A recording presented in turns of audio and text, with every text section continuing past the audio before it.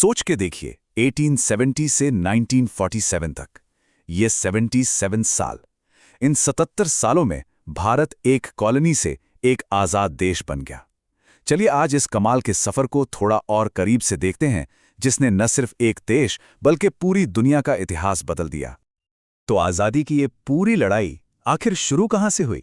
इसके पीछे एक बहुत ही बुनियादी सवाल था जो 19वीं सदी के आखिर में लगभग हर हिंदुस्तानी के मन में उठ रहा था कि आखिर लोग ब्रिटिश राज से इतने नाखुश क्यों थे।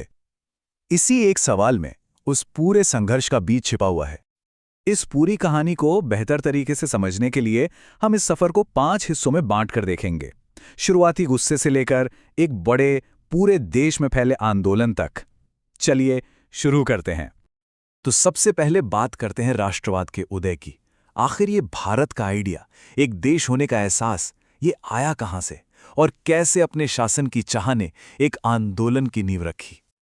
और मजेदार बात यह है कि इस आग को भड़काने का काम एक तरह से खुद ब्रिटिश सरकार ने ही किया।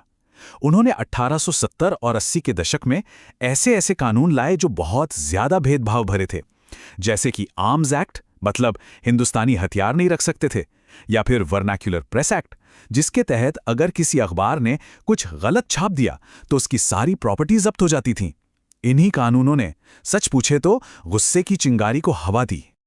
इस बढ़ते हुए गुस्से के बीच एक नया और बहुत पावरफुल आइडिया सामने आया, संप्रभुता यानी सॉवरेनिटी।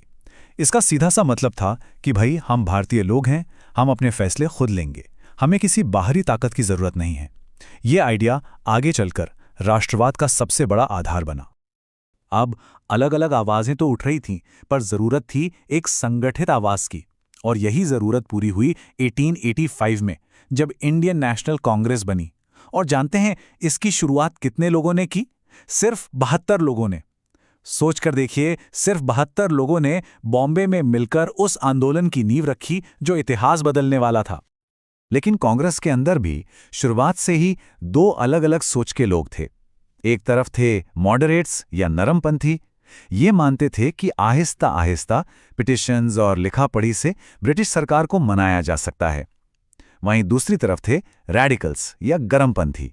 उनका साफ कहना था कि ये भीख मांगने वाली राजनीति नहीं चलेगी, हमें स्वराज चाहिए, मतलब अपना राज, और वो भी जल्द से जल्द।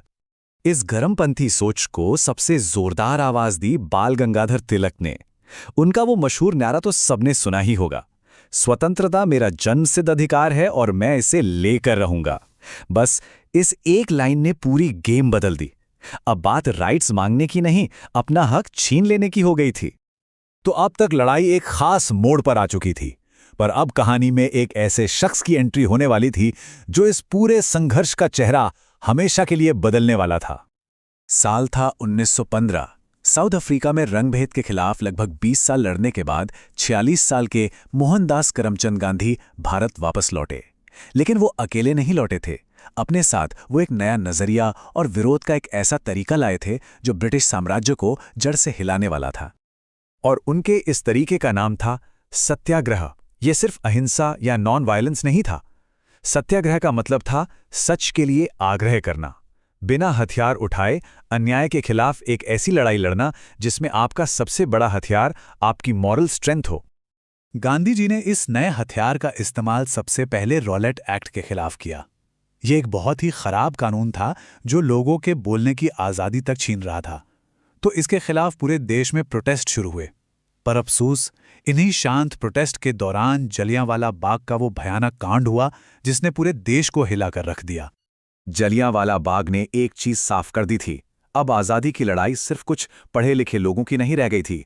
ये अब एक जन आंदोलन बन चुका था, जिसमें किसान, मजदूर, स्टूडेंट्स, औरतें, मतलब हर तबके के लोग जुड़ चुके थे।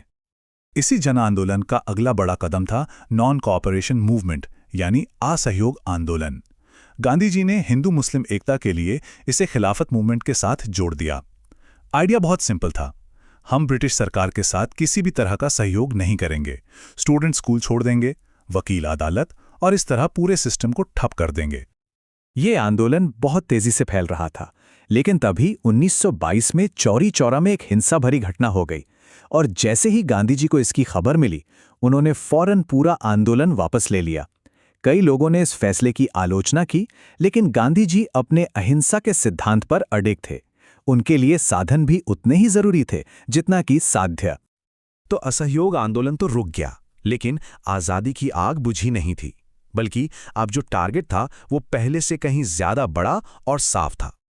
साल आया 1929 का। जवाहरलाल नेहरू कांग्रेस के अध्यक्ष थे और इस साल कांग्रेस ने एक ऐतिहासिक प्रस्ताव पास किया, पूर्ण स्वराज। मतलब अब थोड़े बहुत राइट्स या रिप्रेजेंटेशन नहीं चाहिए, अब चाहिए पूरी आज़ादी, कंप्लीट इंडिपेंडेंस।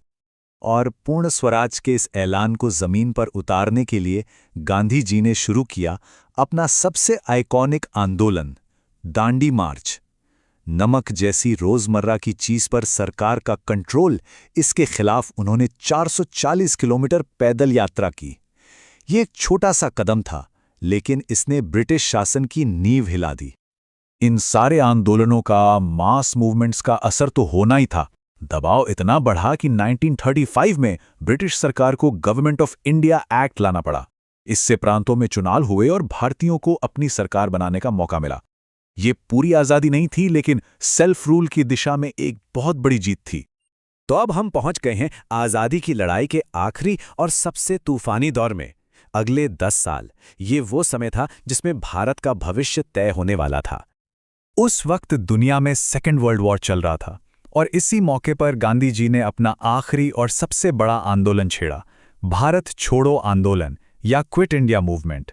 और इस बार उनका नारा था, करो या मरो, डू और डाई। ये अंग्रेजों के लिए एक साफ अल्टीमेटम था, अब बस भारत छोड़ो।